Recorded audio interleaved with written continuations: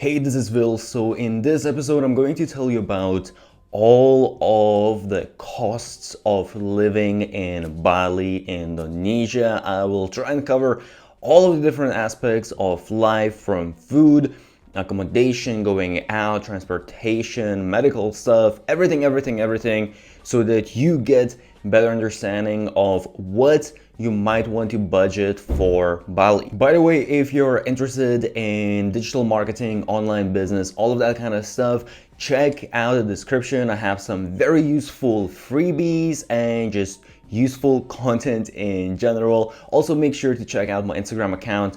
Now let's get into it. All right, so the first thing is food. And when it comes to Bali, if you're looking at local Balinese food, which I think is personally, at least it is very good, it's actually insanely cheap. So it does depend where exactly you go. The local restaurants are called warungs, so you will see this word or you will hear this word a lot of times, but this word basically just means that it's the local Balinese or Indonesian, I think it's just Balinese food, and you can find that food for as cheap as $1, $2. If you're just going to a local place, really it's not going to be that much more expensive, maybe maximum $3 to $4 for a dish. If you're looking at Western food, it's going to be a little bit different case. And one thing about Bali is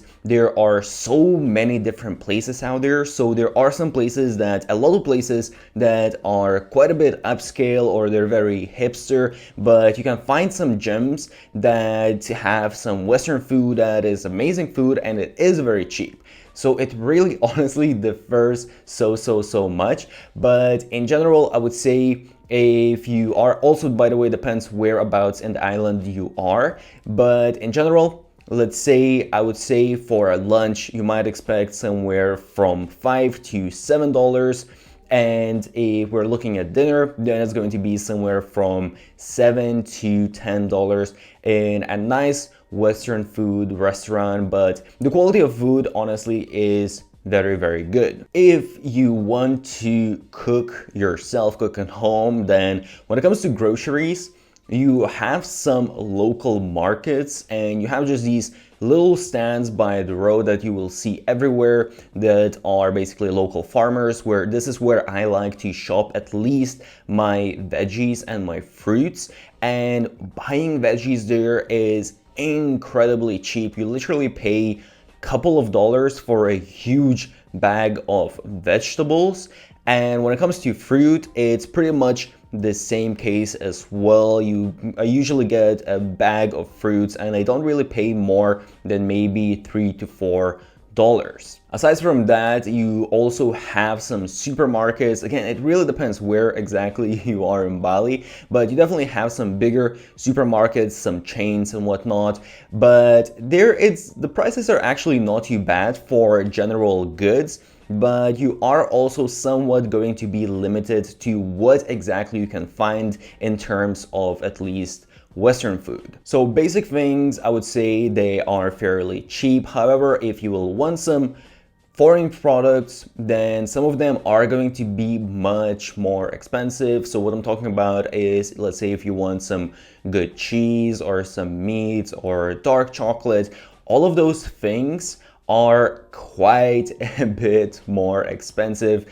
Usually I would say they're going to be around double the price, sometimes even triple the price. For example, brie cheese that I absolutely love, back home I would pay maybe $1.50, where in Bali for the same cheese I would be paying $5. Another thing is also alcohol, because Indonesia is a Muslim country, and even though Bali is not Muslim, or at least not predominantly Muslim, alcohol still has, I guess there is higher tax for alcohol, and in the stores if you're buying alcohol, it's going to be quite a bit more expensive. The international brands, it's going to be maybe twice or three times as expensive as it is in some of the other countries. Next is accommodation. So when it comes to accommodation in Bali, it's a little bit interesting because you don't really have a lot of apartments to rent as you do in a lot of other destinations. If you're in a big city, or even if you are, let's say, in Thailand or Vietnam, they do have a lot of these complexes of just apartments that you can rent. But in Bali, that's not really going to be the case. You might find it somewhere, but not really. So you have a few different options. First of all, you have the really budget-friendly option, which is sort of a homestay that you can find for a very cheap price. You can rent out a room for maybe a couple $100 a month, but then again, it's only going to be sort of more like old room, and it's basically just the room and that is it. What is usually very popular with accommodation in Bali is to rent out a villa. So the way this usually used to work is you rent out a villa for a whole year. So basically you pay that big amount for the whole year at once.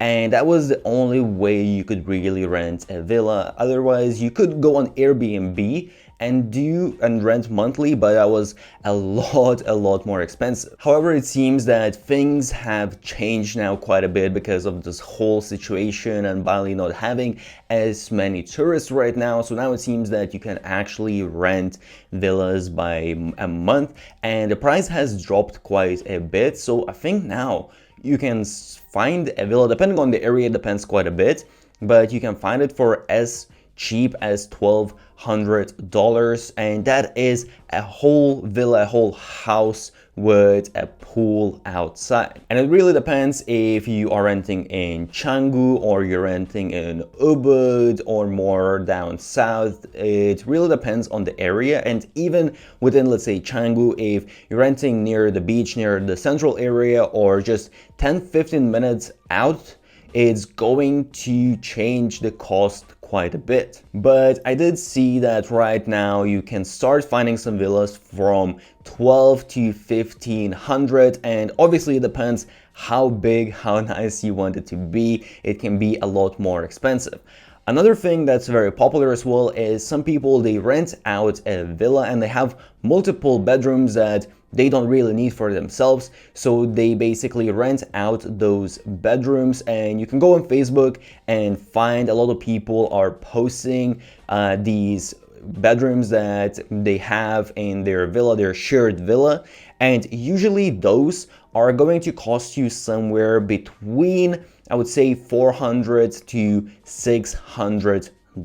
So if you don't want to rent a whole villa by yourself, then this is a pretty common practice in Bali. And if you want, you can obviously go to Airbnb and try to find something there, but it's going to be quite a bit more expensive. Next is transportation. So first of all, you don't have any public transport in Bali. That just doesn't really exist. So you have two options basically. I would say if you're going to come to Bali and you're going to live in Bali, then learn how to drive a scooter or a motorbike, because that is, I would say, the most convenient and probably the most common way people commune within Bali. And to rent out a scooter is going to cost you around $50 per month. That is actually really good price. And then for gas is really cheap, especially with a scooter. You don't really need much, so that's just going to be additional $10-20. If you want to get taxi, then they do have their own, well, taxis, local taxis. They do have Uber, and they also have their own local app, which is called Gojek. Uber and Gojek are actually very cheap. So let's say if you're going from the airport to Canggu, which is going to take you around 40 minutes, it's going to cost you maybe around $15 plus minus. However, there is one little problem here, is that the local taxis, they don't really like Uber and Gojek. So in a lot of areas, you might not be able to order a cab. You might only have these local taxi drivers, and a lot of times they try to overcharge you. So a lot of times they might charge you triple price or even 4 times more. So it can be a little bit of a ripoff, and it can be quite a bit annoying. That's why I do suggest that it's the easiest if you can actually drive in Bali yourself. And if you want to get a driver for the whole day, so if you're maybe going sightseeing or something like that, you can get actually a car with a driver for the whole day for 8 to 10 hours for $50, and they're going to drive you everywhere around Bali. That's gas, everything included. Now, next thing is going out. So it depends what you actually want to do as going out thing. But for example, if you want to go to cinema or you want to, I don't know, go play bowling, then the prices are actually pretty average, I would say, as anywhere in the world. It's not very cheap, not very expensive. If you want to rent a surfboard, for example, which is very popular in Bali, I would definitely suggest to go and surf, then to rent a surfboard for a couple of hours is going to be around $5, which I think is very, very cheap compared to a lot of places I've been to. If we're talking nightlife, again, it really depends where exactly you are, but again, if you're drinking alcohol, as I mentioned, Indonesia in general is a Muslim country, so alcohol is pretty expensive, so don't expect to have a cheap party in Bali. There are some places that do offer very cheap drinks, and I would not suggest those drinks because a lot of times they put alcohol that is not really supposed to be for human consumption, and you can get alcohol poisoning. There have been a lot of stories about this. So do try to stick to alcohol, to international brands basically. Try not to drink some cocktails from a dodgy looking bottle that has no label on it. So on average, I would say if you want, let's say, a small bottle of beer, it's going to be somewhere around $2. If you want a cocktail, that's going to be more around $6 to $7. But as I said, it does depend a lot on the place. You do have a lot of very simple sort of places in Bali and very affordable. But then again, you have some very much hipster and very upscale places, and in there, the prices might go up quite a bit. When it comes to phone service is actually very, very cheap in Bali. So to get around, let's say, 12 gigabytes, it's only going to cost you maybe $5 to $6, and the connection is pretty good as well, as long as you're not in the middle of nowhere in a jungle. Next is co-working spaces. So co-working spaces in Bali, honestly, if I compare them to other countries in Southeast Asia, they are more expensive. So usually they are around $200 per month, which I would say is a little bit steep. However, at the same time, I do like co-working spaces in Bali. I feel like they provide quite a bit. They're very beautiful looking. They have very fast internet. They put quite a bit of emphasis on community. So I think for the price, they might be worth it. I do think, depending on specific co-working space, there are some that I would say it's definitely worth it, but they are on the steeper end. Next is gym. So you do have, again, quite a few different options. You have some very nice upscale gyms in Bali, but they also can cost you $100 per month, which I think is pretty expensive when you think about that you're in Southeast Asia.